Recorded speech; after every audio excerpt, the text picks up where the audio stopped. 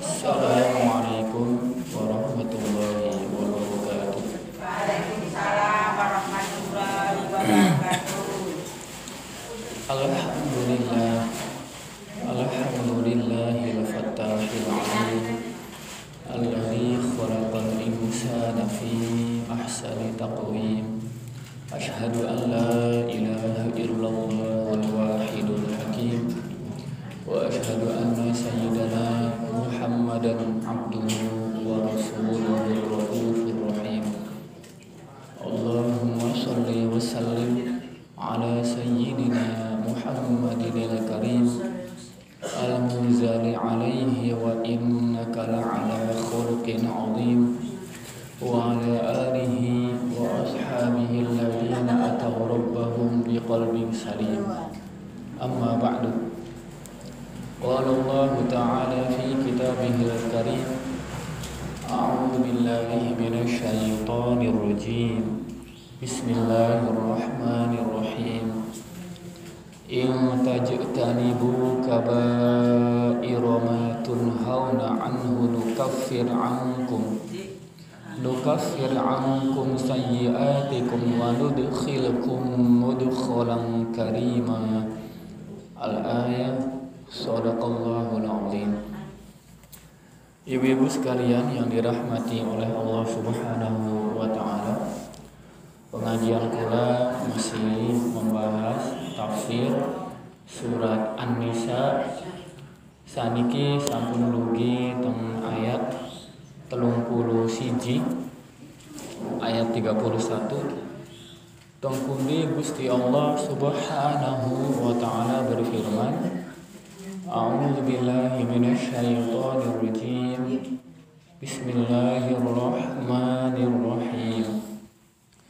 In tajtanibu kaba'ira ma tunhauna anhu nukaffir ankum sayyi'atikum wa nudkhilkum mudkhalan karima. Jika kamu menjauhi dosa-dosa besar di antara dosa-dosa yang dilarang kamu mengerjakannya, niscaya kami hapus kesalahan-kesalahanmu dan kami masukkan kamu ke tempat yang mulia, yaitu surga. Allah Subhanahu wa taala melarang kita untuk mengerjakan dosa-dosa besar. Apa yang dimaksud dengan dosa-dosa besar dalam ayat ini?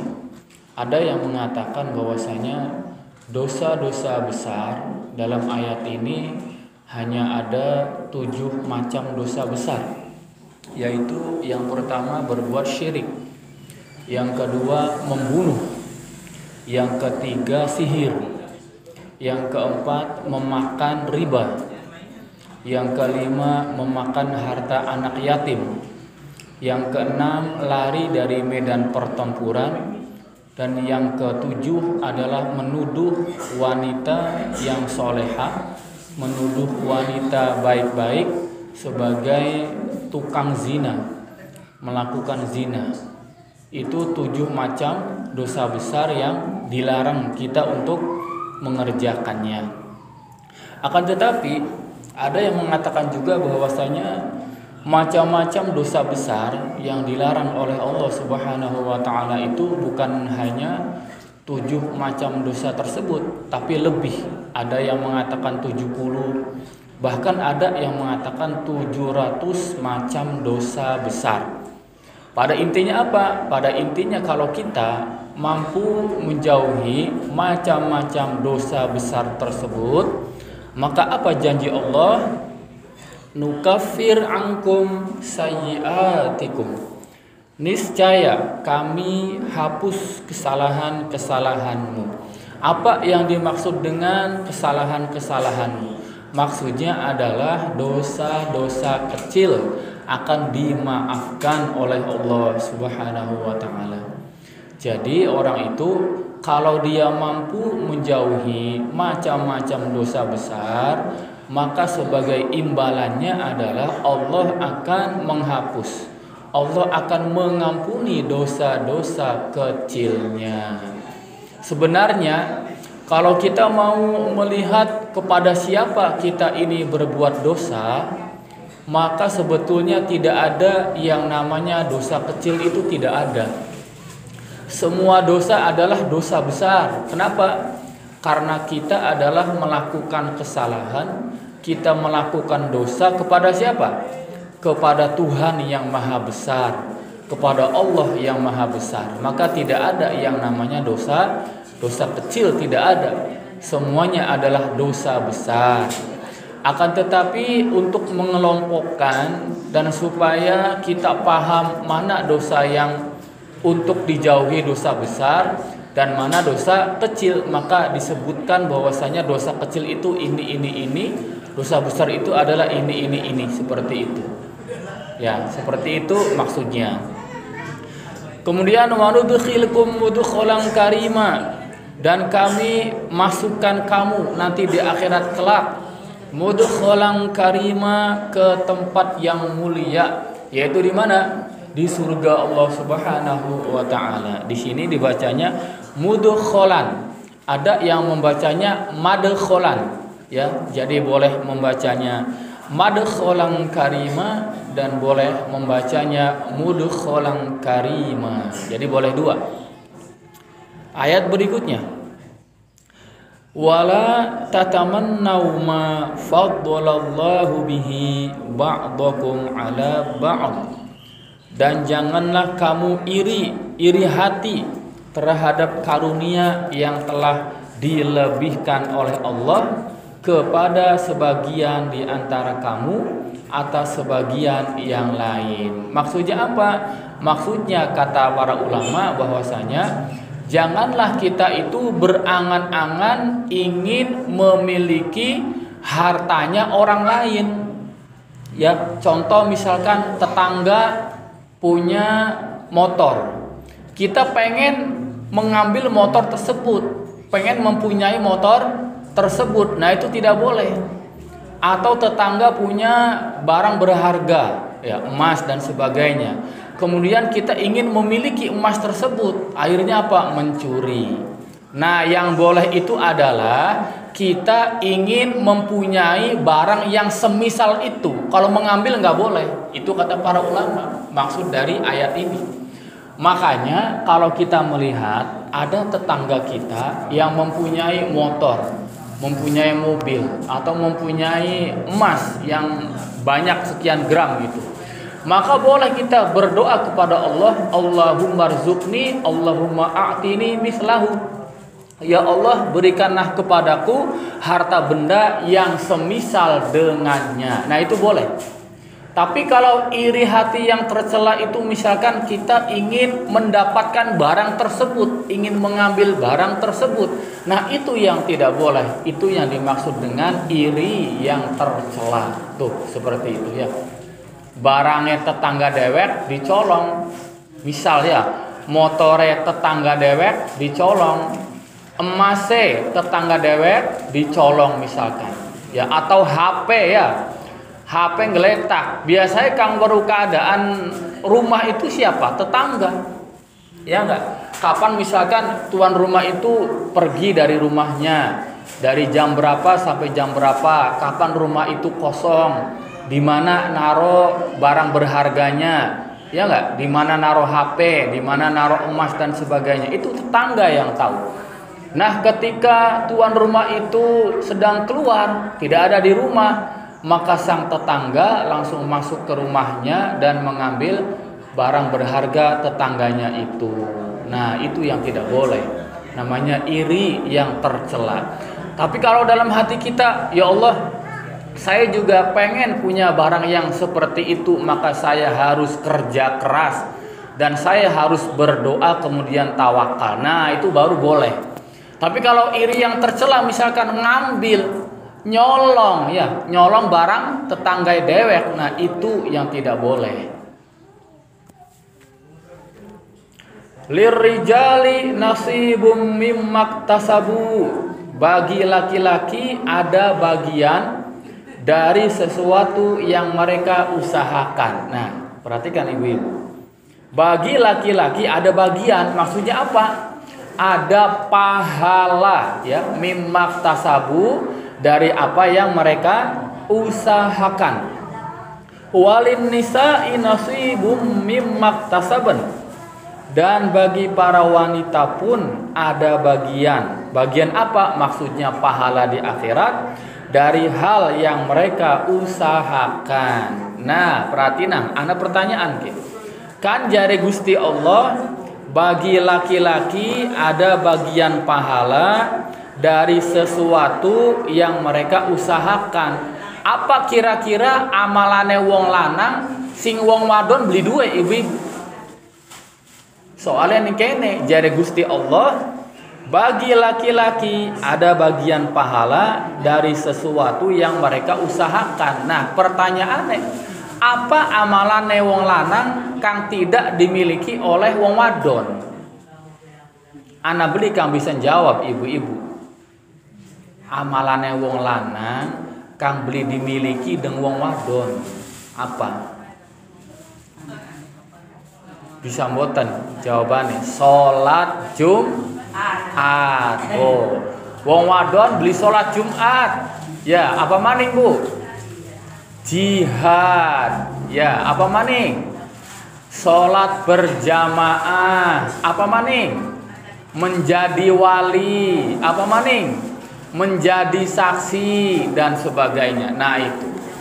Jadi dengan laki-laki menjadi seorang mujahid ya, berjihad di jalan Allah, menjadi imam ya, sholat berjamaah, sholat Jumat, itu mereka laki-laki mendapatkan pahala yang tidak akan pernah didapatkan oleh wanita. Akan tetapi walaupun wanita tidak mendapatkan pahala sholat Jumat, pahala jihad, pahala sholat berjamaah ya dan sebagainya, akan tetapi jare Gusti Allah, walin nisa'i nasibum mimmaktasaban, dan bagi para wanita pun ada bagian pahala dari hal yang mereka usahakan. Pertanyaannya, apa amalane wong wadon yang tidak dimiliki oleh wong lanang? Apa loh? Ya, mengandung, melahirkan, menyusui, kemudian mengurus anak, mencuci pakaian ya, memasak, mengurus suami, menjaga harta suami, itu oleh pahala kedik pada baik.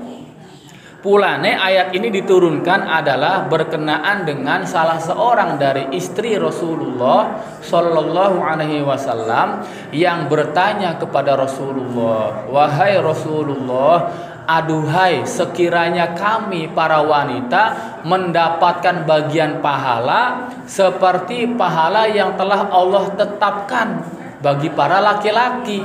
Nah, gara-gara itu akhirnya ayat ini turun. Seperti itu ya. Gara-gara apa Bu? Pertanyaannya atau keluh kesahnya salah seorang dari istri Rasulullah Shallallahu Alaihi Wasallam yang bernama Ummu Salamah, yang mengeluhkan wong lanang ya sholat Jumat, wong wadon beli, wong lanang jihad, wong wadon beli, ya wong lanang sholat jamaah, wong wadon beli, ya keenakan wong lanang bae pahala pirang-pirang, wong wadon sih beli duwe. Tapi jare Gusti Allah aja watir kini kene, walin nisa'i nasibum mimmaktasaban, dan bagi para wanita pun ada bagian pahala dari hal yang mereka usahakan. Was'alullaha min fadlih, was'alullaha min fadlih, dan mohonlah kepada Allah sebagian dari karunia-Nya. Nah, perhatiin nangke. Anak kang macae wasalullah tanpa adanya hamzah, anak kang macae was'a. Ya ibu-ibu. Jadi boleh dibaca wasalullah dan boleh dibaca was'alullah. Boleh dengan hamzah dan boleh dengan tidak menggunakan hamzah. Min fadli, sebagian dari karunia-Nya. Kemudian Innallaha kana bikulli syai'in alima. Sungguh Allah Maha mengetahui segala sesuatu. Nah, perhatiin nangki. Kan jare Gusti Allah, was'alullaha min fadlih, dan mohonlah kepada Allah sebagian dari karunia-Nya. Apa maksudnya? Ada ulama yang mengatakan yang bernama Al-Fakhrur Razi bahwasanya ayat ini melarang kita untuk berdoa minta sesuatu kepada Allah dengan disebutkan permintaan kita kepada Allah. Itu jangan, kalau bisa jangan. Contoh misalkan ibu-ibu doa kepada Allah minta pengen punya mobil misalkan. Ya Allah, berikanlah kepadaku mobil. Nah, itu menurut ayat ini tidak boleh. Tapi bukan berarti haram, hanya tidak sopan kepada Allah begitu ya. Atau ya Allah, berikanlah kepadaku rumah, berikan kepadaku emas. Nah, itu jangan. Yang boleh adalah kita minta sesuatu kepada Allah secara global. Ya, secara apa? Global, secara umum. Makanya ada doa, Rabbana atina fid dunya hasanah wa fil akhirati hasanah wa qina adzabannar. Ya Allah, berikanlah kepada kami kebaikan dunia dan kebaikan akhirat. Tuh, itu namanya global ya, secara umum. Aja disebut nang.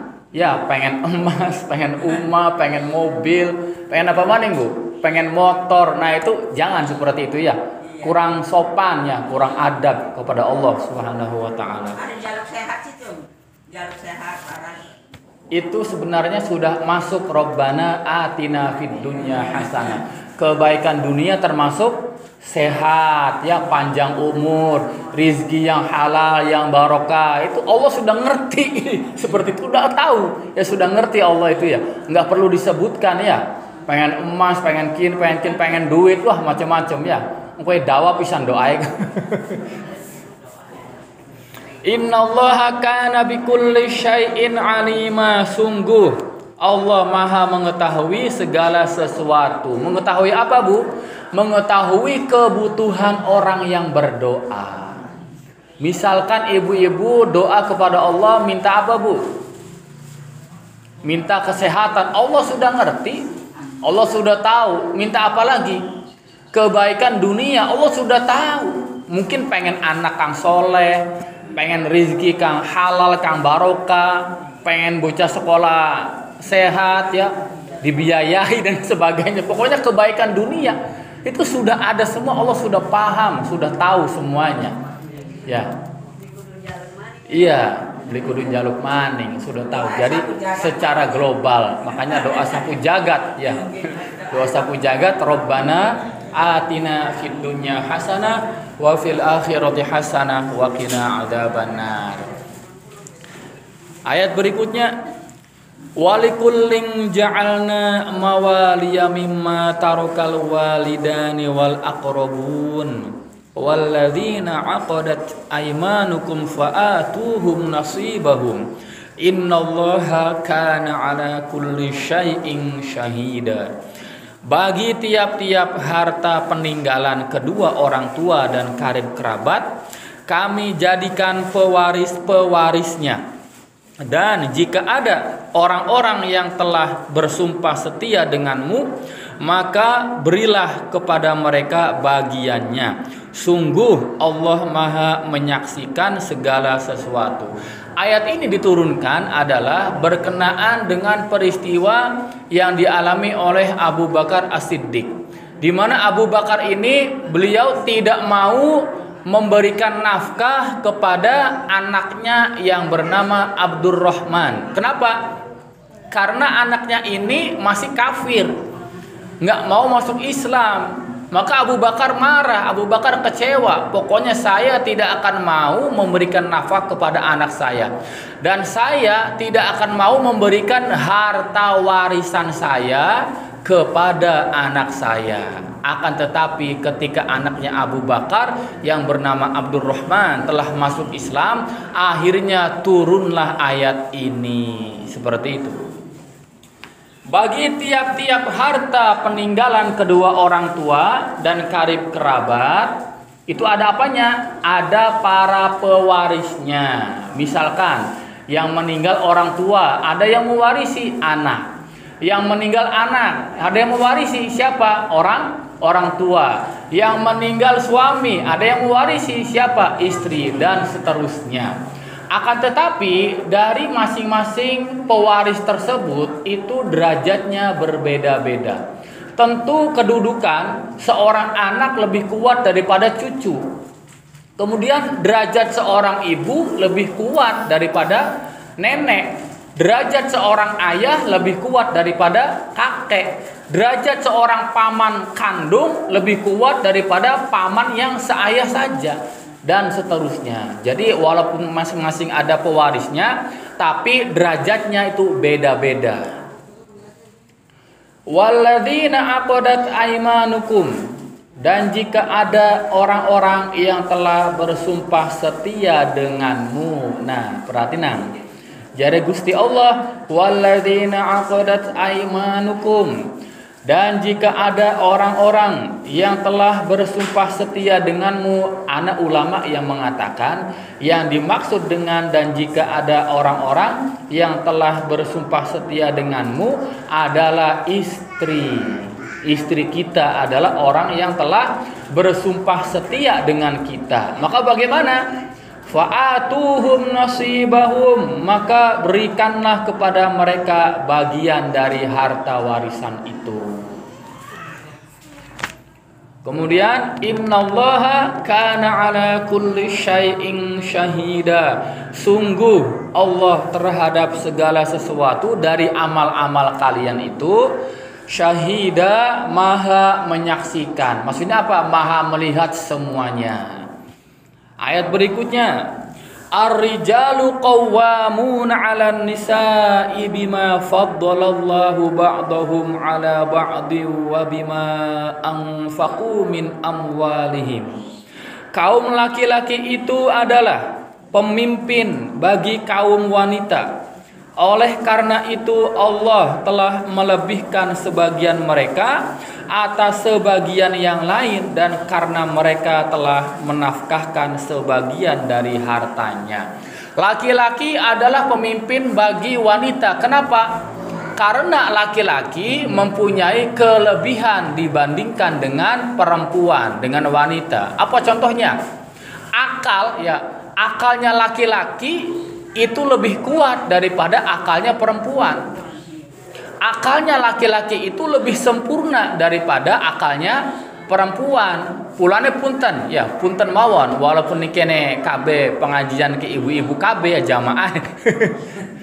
Tapi sebenarnya akalnya laki-laki itu lebih sempurna daripada akalnya perempuan. Kalau akalnya perempuan itu cuma setengah daripada akalnya laki-laki. Apalagi laki-laki itu pendapatnya lebih bagus, lebih baik daripada pendapatnya perempuan. Pulane bakal pengen takon pendapat, sebenarnya itu tanya kepada laki-laki, bukan tanya kepada perempuan. Soalnya bakal wong wadon ditakoni pendapat itu cuma setengah akalnya, dan juga biasanya kebanyakan perempuan itu bukan menggunakan akal tapi menggunakan perasaan. Apa-apa ku perasaan baik bakal wong wadon.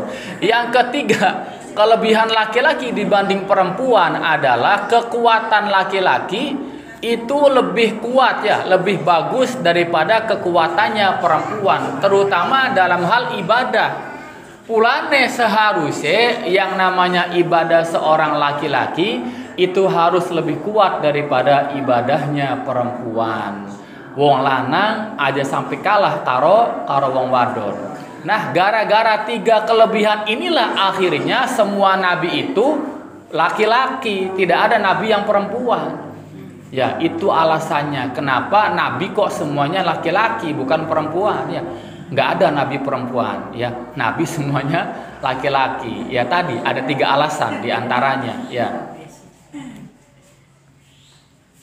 Dan juga di sini wabima anfaqu min amwalihim, Dan juga karena mereka telah menafkahkan sebagian dari hartanya, dan laki-laki memberikan nafkah kepada istrinya.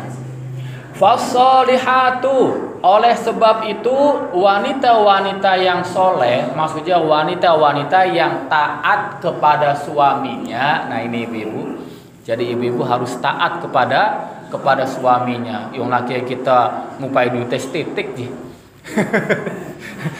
Ya wis pada bae Bu, ya kudu taat. Arane wanita salehah mongkononku. Fasolihatu, oleh sebab itu wanita-wanita yang soleh, maksudnya siapa? Wanita-wanita yang taat kepada suaminya.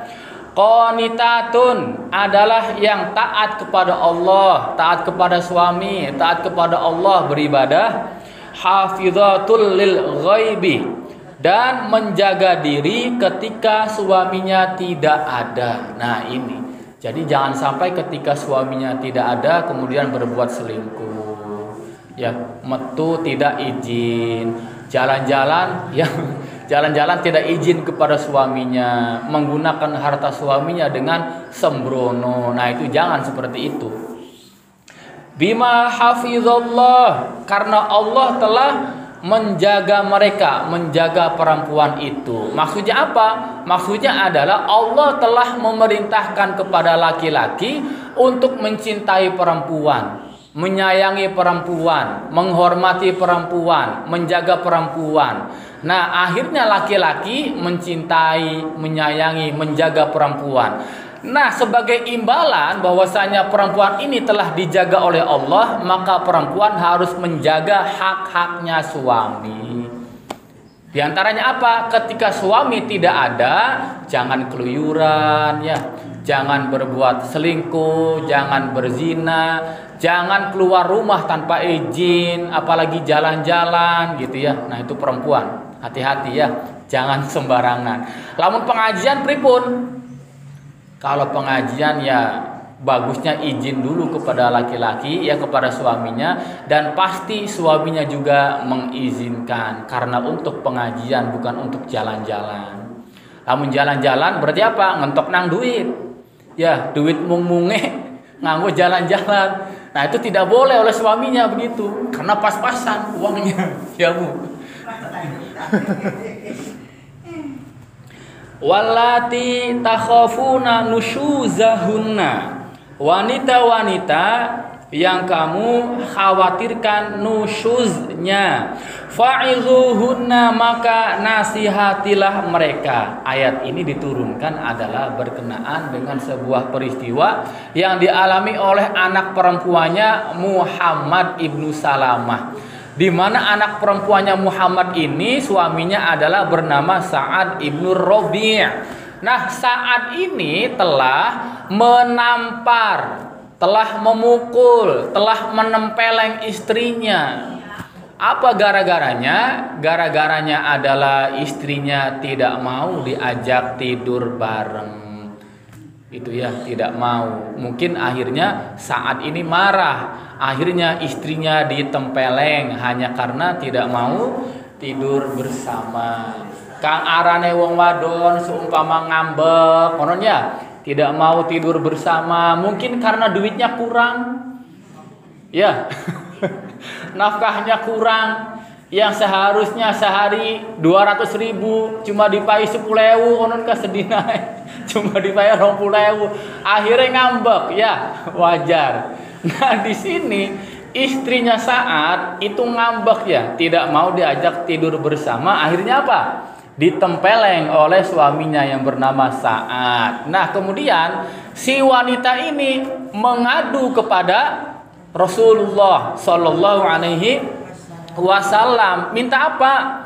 Minta kisos, supaya saat ini juga bisa ditampar begitu, ya, bisa ditempeleng, bisa dipukul. Tapi apa? Akhirnya turunlah ayat ini, ya, tidak ada hukum kisos.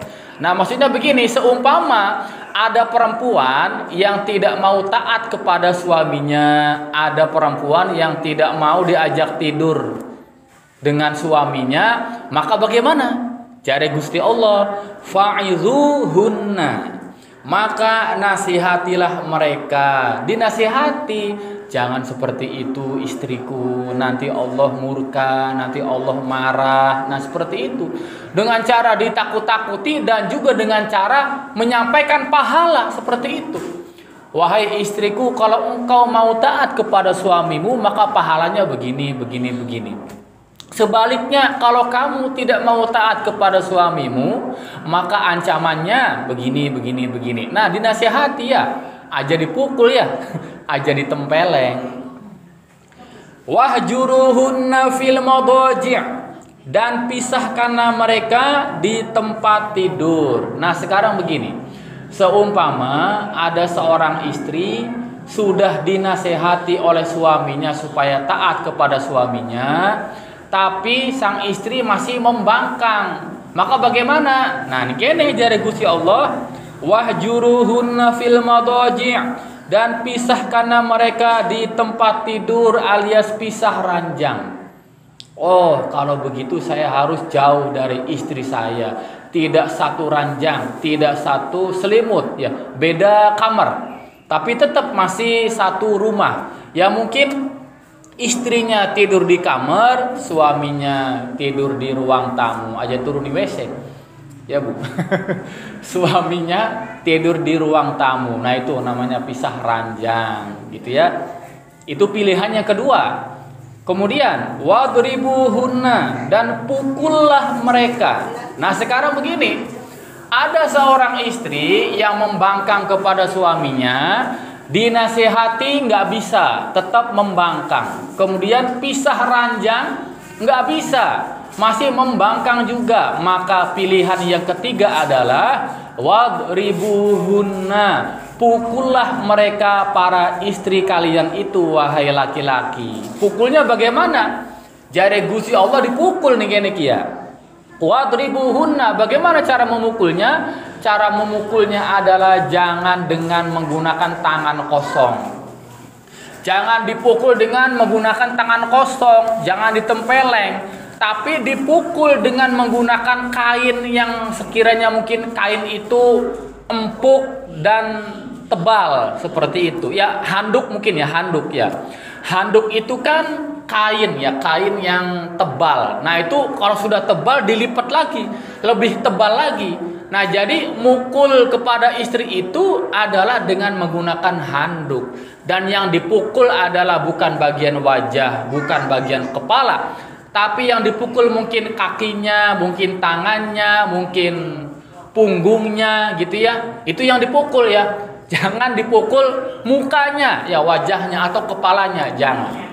Kemudian mukulnya juga dengan menggunakan kain yang tebal, dan jangan sampai membuat luka kepada tubuh sang istri, misalkan berdarah, apalagi sampai tulangnya terkena pukulan. Kalau misalkan tulang sampai terkena pukulan, itu menunjukkan sang suami memukul istrinya mungkin dengan menggunakan benda tumpul. Ya, mungkin dengan kayu, ya, mungkin dengan besi, mungkin dengan tongkat. Nah, itu tidak boleh seperti itu. Ya. Wadribuhunna, dan pukullah mereka. Fa in ata'nakum, jika mereka menaatimu wahai para suami, jika istri-istri itu mulai taat kepada kalian wahai para suami, maka bagaimana? Fala tabghu 'alaihinna sabila, maka janganlah kamu mencari-cari jalan untuk menyusahkannya. Lamun wis gelem taat maning, nurut maning, aja gawe gara-gara maning, aja gawe masalah maning. Jangan mencari-cari kesalahan istri ya, dikorek-korek terus. Nah, itu jangan seperti itu. Innallaha kana 'aliyyan kabira, sungguh Allah maha tinggi lagi maha besar. Maksudnya apa? Maksudnya begini, walaupun Allah itu maha besar, maha tinggi, tapi Allah masih mengampuni dosa-dosa hambanya, masih memaafkan dosa-dosa hambanya. Nah, apalagi kalian wahai para suami juga harus memaafkan kesalahan istri-istri kalian. Seolah-olah Allah mengatakan, aku saja ini yang maha besar, maha tinggi, masih mengampuni dosa-dosa hambaku, apalagi kalian wahai para suami harus wajib memaafkan kesalahan istri-istri kalian. Nah, itu maksud ayat ini. Ayat berikutnya, wa in khiftum shiqaqa bainihima fab'atsu hakaman min ahlihi wa hakaman min ahliha. Dan jika kamu mengkhawatirkan terhadap persengketaan di antara keduanya, maka kirimilah seorang hakam dari keluarga laki-laki dan seorang hakam dari keluarga perempuan. Nah, ini cerita tentang kehidupan rumah tangga. Yang namanya kehidupan rumah tangga itu selalu ada yang namanya perbedaan paham, ya, pertengkaran, perdebatan, itu pasti. Jangankan orang yang rumah tangga sudah bertahun-tahun, berpuluh-puluh tahun, kang daun nikah baik, ya, sedina rong dina, seminggu rong minggu, sebulan rong bulan, kunku gulet, ya. Berdebat, bertengkar. Nah, sekarang bagaimana seumpama ketika terjadi pertengkaran antara suami dan istri, dan ini pertengkaran hebat. Maka bagaimana jalan keluarnya? Jare ayat kian, fab'atsu hakaman min ahlihi wa hakaman min ahliha. Maka kirimkanlah seorang hakam dari keluarga laki-laki dan seorang hakam dari keluarga perempuan. Hakam maksudnya apa?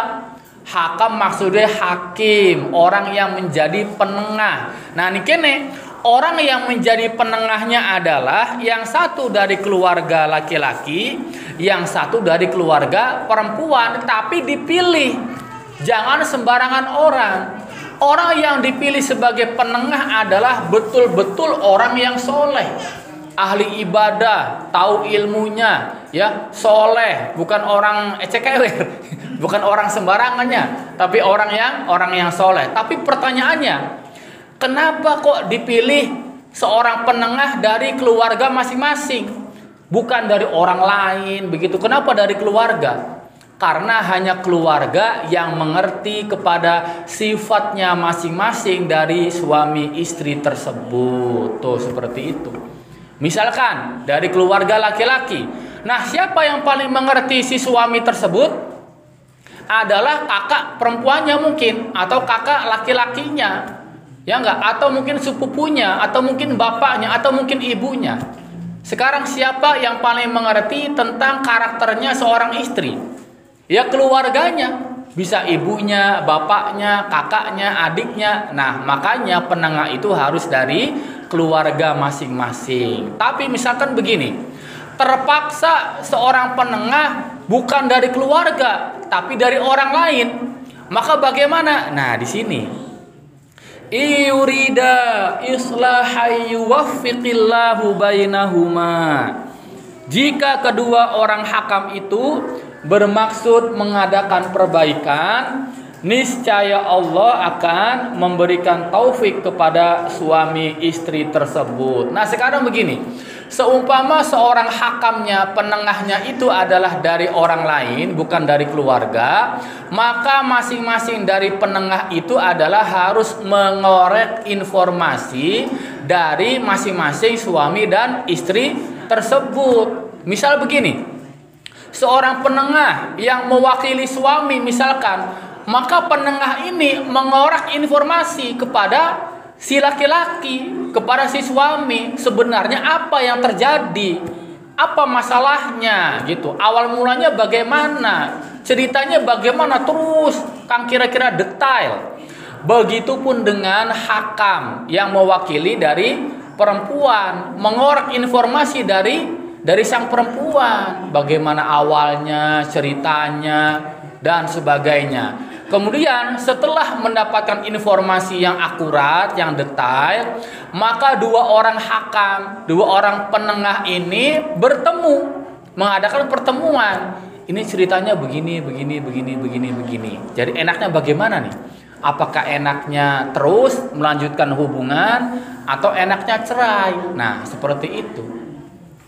Tapi di sini kata Allah, seumpama jika kedua orang hakam itu bermaksud mengadakan perbaikan, niscaya Allah akan memberikan taufik kepada suami istri tersebut. Nah, seumpama dua orang penengah ini berniat ingin mendamaikan keduanya, kali gane atie suami istri mau temu-temu anak keinginan pengen balik maning, pengen damai maning. Apa gara-gara ya? Gara-gara adalah Allah memberikan taufik kepada suami istri tersebut. Ya ibu-ibu, kang paling penting mah mengkenen kang wong lanange kudu ake sabar, sabare kang kuat. Kang wong wadone cangkeme dijaga. Ya, wong wadone cangkeme dijaga. Soalnya makanya Bu, ya punten ke soalnya kebanyakan perempuan itu mulutnya cempreng. Mulutnya nyerocos bae. Akhirnya suaminya tidak tahan. Lakinya ku beli tahan. Akhirnya lakinya emosi. Terjadilah pertengkaran akhirnya. Ya, jadi seperti itu. Yang perempuannya omongannya harus dijaga, jangan cerewet ya, jangan cempreng. Yang laki-lakinya harus kuat sabarnya. Innallaha kana aliman khabira. Sungguh Allah Maha mengetahui, khabira lagi Maha mengenal. Yang pertama, jadi Gusti Allah, sungguh Allah Maha mengetahui. Mengetahui apa? Mengetahui niat dari kedua orang penengah tersebut yang ingin mendamaikan suami istri. Kemudian khabiro dan juga Maha mengenal. Mengenal siapa? Mengenal watak dari suami istri tersebut. Dan sebenarnya ada pertengkaran apa? Allah Maha mengetahui. Ayat berikutnya, wa'budullaha wa la tusyriku bihi syai'a. Sembahlah Allah dan janganlah kamu menyekutukannya dengan sesuatu pun. Nah, maksudnya begini, jangan berbuat syirik, baik itu syirik yang terang-terangan maupun syirik yang tersembunyi. Pertanyaannya, apa yang dimaksud dengan syirik yang secara terang-terangan? Kalau syirik yang secara terang-terangan maksudnya adalah menyembah kepada selain Allah, menyembah patung, menyembah batu, menyembah pohon ya dan sebagainya. Itu namanya syirik yang secara terang-terangan. Tapi ada lagi syirik yang secara sembunyi-sembunyi. Berarti syirik yang ada dalam hati. Apa itu? Yaitu riya, beramal bukan karena Allah. Salat tapi bukan karena Allah, pengen pamer. Ngaji tapi bukan karena Allah, pengen apa? Pengen pamer. Nah, itu namanya syirik yang secara sembunyi-sembunyi. Itu jangan seperti itu. Wabil walidaini ihsana, dan berbuat baiklah kepada kedua orang tua. Di antara berbuat baik kepada kedua orang tua adalah jangan membentak orang tua, jangan berkata kasar kepada orang tua, jangan ngomong dengan nada yang lebih tinggi kepada orang tua, apalagi sampai membunuh orang tua hanya karena masalah warisan. Kan banyak ibu-ibu ya, banyak sekali terjadi kasus di mana seorang anak tega membunuh orang tua kandungnya sendiri hanya karena masalah harta warisan. Ya Allah, ini betul-betul anak yang sangat durhaka sekali. Kemudian wabidil kurba, dan juga berbuat baik kepada karib kerabat, kakak kandung, adik kandung, paman, bibi, uwa, kakek, nenek, keponakan dan sebagainya. Wal yatama, dan juga berbuat baik kepada anak-anak yatim. Sudah pernah dijelaskan bahwasanya anak yatim adalah seorang anak yang ditinggal mati oleh bapaknya sedangkan dia belum balik. Nah, di antara bentuk berbuat baik kepada anak yatim adalah mengelus-ngelus kepala anak yatim tersebut. Jadi begini, kalau kita memberikan sedekah kepada anak yatim, usahakan kalau bisa setelah kita ngasih, kita mengelus-ngelus kepala anak yatim tersebut karena saking sayangnya hati kita kepada si anak yatim tersebut. Nanti pahalanya itu sesuai dengan jumlah rambut yang ada di kepala anak yatim tersebut. Nah, sekarang begini, kalau orang yang mengurus harta anak yatim itu adalah orang kaya, maka jangan sampai orang tersebut mengambil harta anak yatim sedikit pun, jangan sampai. Tapi kalau orang yang mengurus anak yatim itu adalah orang miskin, maka boleh mengambil sekedarnya saja, hanya untuk makan, bukan untuk foya-foya, bukan untuk jalan-jalan, apalagi beli motor, beli mobil dengan menggunakan harta anak yatim. Nah, itu jangan sampai seperti itu. Dan mohon diperhatikan, yang namanya orang yang mengurus harta anak yatim itu semuanya apanya? Ya pendidikannya, ya kesehatannya, ya ekonominya, jajannya, makannya, uangnya, semuanya harus diurus ya. Bukan hanya saya mah pengennya cuma kesehatan doang, ekonomi nggak mau, ya tidak bisa. Bukannya pengen ngurus anak yatim ya. Jadi harus apa? Harus semuanya, ekonominya, kesehatannya, pendidikannya, keselamatannya, ayo semuanya. Sanggup tidak? Ya, seperti itu. Wal masakini, dan juga orang-orang miskin. Nah, biasanya bakal wong miskin ku pengennya apa? Pengennya jaluk maning. Nah, di antara bentuk kita berbuat baik kepada orang miskin adalah yang pertama, kalau bisa kita ngasih. Kalau nggak bisa, maka ucapkan mohon maaf. Nah, itu. Mohon maaf, saya belum bisa ngasih, atau saya tidak bisa ngasih karena lagi perlu ini. Nah, itu namanya berbuat baik kepada orang miskin walaupun tidak ngasih. Ya, walaupun apa?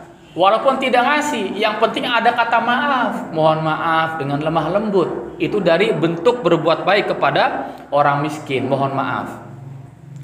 Wal jari dzil qurba, tetangga yang dekat. Maksudnya apa? Tetangga yang masih mempunyai hubungan kerabat. Tuh, seperti itu. Jadi, yang dimaksud dengan wal jari dzil qurba adalah tetangga yang masih mempunyai hubungan kerabat, mungkin bibinya, mungkin pamannya, mungkin uaknya, ya, mungkin keponakan, sepupu dan sebagainya. Kemudian wal jaril junubi, dan juga tetangga yang jauh. Maksudnya apa? Tetangga yang tidak mempunyai hubungan kerabat. Itu ya, mungkin orang lain tapi tetangga gitu. Wasahibi bil jambi, dan juga teman sejawat. Apa yang dimaksud dengan teman sejawat? Ada yang mengatakan teman satu pekerjaan, atau teman sekolah ya, teman belajar, bahkan teman di dalam satu majelis. Ini namanya teman sejawat. Tetangga dekat ya, tetangga sebelah, itu namanya teman sejawat, dan masih banyak lagi. Wabni sabil, dan juga ibnu sabil, di mana ibnu sabil ini adalah orang yang jauh dari kampung halamannya dan kehabisan bekal. Makanya kalau ada orang yang jauh dari kampung halamannya dan dia kehabisan bekal, itu namanya ibnu sabil. Dia berhak mendapatkan bagian dari zakat. Berapa kadar banyaknya zakat yang dia terima? Yaitu yang sekiranya dia bisa pulang ke rumahnya, ke kampung halamannya, dikasih ongkos, dikasih bekal dalam perjalanan, untuk makannya, untuk jajannya, untuk minumnya. Ya, jadi diperkirakan yang sekiranya si ibnu sabil ini bisa nyampe ke kampung halamannya dalam keadaan selamat dan tidak kekurangan makan, tidak kekurangan minum. Gitu ya, jadi ongkosnya, uangnya, makanannya, minumannya itu harus dikasih kepada ibnu sabil. Wa ma malakat aimanukum, dan hamba sahaya yang kamu miliki, baik itu hamba sahaya laki-laki maupun hamba sahaya perempuan yang menjadi pelayan kita. Jangan mentang-mentang kita ini sebagai seorang tuan, sebagai seorang majikan, kemudian seenaknya saja berbuat kurang ajar ya kepada hamba sahaya kita. Innallaha la yuhibbu man kana mukhtalan fakhura. Sungguh Allah tidak menyukai orang-orang yang sombong. Siapakah yang dimaksud dengan orang-orang yang sombong dalam ayat ini? Yaitu orang-orang yang sombong kepada di sini kaum kerabat, kepada anak yatim, kepada orang miskin, sombong kepada tetangga yang punya hubungan kerabat, ya, sombong kepada tetangga yang tidak punya hubungan kerabat, ya, dan sombong kepada teman sejawat. Nah itu. Kemudian fakhuro, dan juga membangga-banggakan diri. Biasanya uangku bakal membanggakan diri. Apakah dibanggakan? DWK duwe apa orang sehingga bisa membanggakan diri? Biasanya duwe harta. Nah, mentang-mentang DWK duwe harta, sugi, ya bahkan paling sugi, kemudian menyombongkan diri, membanggakan diri. Apa mana Bu? Uang bisa membanggakan diriku? Nasab misalkan, ya, ke nasabe kita ki anaknya kian, ya, anaknya ulama, mungkin ya, anaknya syekh, anaknya kiai dan sebagainya. Nah itu jangan, ya, jangan seperti itu. Atau mungkin membanggakan ilmunya. Kita dua ilmu, kita pintar, kita alim, kita ahli agama dan sebagainya. Itu jangan. Jangan membanggakan diri kepada orang lain, tapi harus apa? Harus tawadhu', rendah hati. Satu ayat lagi. Alladzina yabkhuluna wa ya'muruna an-nasa bil bukhli wa yaktumuna ma atahumullahu min fadlih. Yaitu orang-orang yang kikir dan menyuruh orang lain berbuat kikir dan menyembunyikan karunia Allah yang telah diberikannya kepada mereka. Ayat ini turun adalah karena ada sebagian orang yang melarang orang lain untuk memberikan bantuan kepada orang yang membutuhkan. Yaitu siapa? Yaitu golongan orang-orang Yahudi. Jadi begini ceritanya. Ketika Rasulullah Shallallahu Alaihi Wasallam hijrah dari Mekah ke Madinah, maka Rasulullah mempersaudarakan antara orang Mekah dengan orang Madinah asli. Nah, ketika orang Mekah datang, kan orang Mekah ini datang ke Madinah dalam keadaan apa?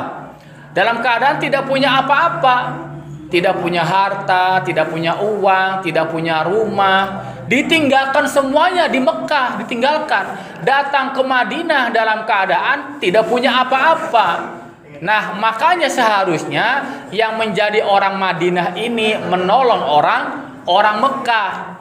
Akan tetapi ada sebagian orang Yahudi ini yang melarang orang Madinah untuk membantu orang Mekah dengan alasan, namun bahasa Jawa ya kemana? Sira lamunan nolong wong Mekah kuan, engkoe sira jatuh miskin. Sira lamun nolong wong kuan ku wong Mekah ya, Muhammad karo sahabat-sahabat ya, engkoe sira beli duitnya berkurang. Nah, gara-gara itu akhirnya turun ayat ini, yaitu orang-orang yang kikir dan menyuruh orang lain berbuat kikir dan menyembunyikan karunia Allah yang telah diberikannya kepada mereka. Kemudian wa a'tadna lil kafirina, dan kami telah menyediakan untuk orang-orang kafir, maksudnya sinten Bu? Orang-orang Yahudi, azabam muhina, siksa yang menghinakan. Nah, sekarang begini, seumpama ada orang yang sudah dikasih nikmat oleh Allah, entah itu ilmu, entah itu harta, tapi ilmunya tidak mau disampaikan, ilmunya tidak mau diajarkan, berarti orang itu telah menghinakan Allah. Telah apa? Telah menghinakan Allah. Sudah dikasih ilmu tapi nggak mau diajarkan, tapi nggak mau disebarkan, berarti orang ini yang punya ilmu telah menghinakan Allah. Maka orang ini akan mendapatkan azab muhina, azab yang menghinakan nanti di akhirat kelak. Atau masalah harta, misalkan ada orang yang sudah dikasih harta oleh Allah, menjadi orang kaya. Seharusnya orang kaya ini ngasih bantuan kepada orang fakir miskin, tapi nggak mau. Berarti apa? Berarti orang ini telah menghinakan Allah. Wis dipai kekayaan tapi beli gelem bantu wong miskin. Maka wong model mengkenen dan Gusti Allah adzabam muhina, disediakan siksa yang menghinakan nanti di akhirat kelak. Wallahu a'lam bishawab. Anak antakon Bu. Kutunuhun doa kirim. Allahumma salli wa sallim wa barik ala sayyidina Muhammad wa ala ali sayyidina Muhammad kama sallaita wa sallamta wa barakta ala sayyidina Ibrahim wa ala ali sayyidina Ibrahim fil alamin innaka Hamidum Majid. Ya awwalal awwalin ya akhirul akhirin ya dzal quwwatil matin ya rahimal masakin ya arhamar rahimin Ya Hayyu Ya Qayyum bi rahmatika nastaghith aslih lana syu'unana kullaha wa la takilna ila anfusina tarfata 'ain Rabbana ighfir lana dhunubana wa israfana fi amrina wa thabbit aqdamana wansurna 'alal qawmil kafirin Rabbana ighfir lana dhunubana wa kaffir 'anna sayyi'atina wa tawaffana ma'al abrar Rabbana zalamna anfusana wa illam taghfir lana wa tarhamna lanakunanna minal khasirin Rabbana hab lana min azwajina wa dhurriyyatina qurrata a'yun waj'alna lil muttaqina imama Rabbana taqabbal minna innaka antas sami'ul 'alim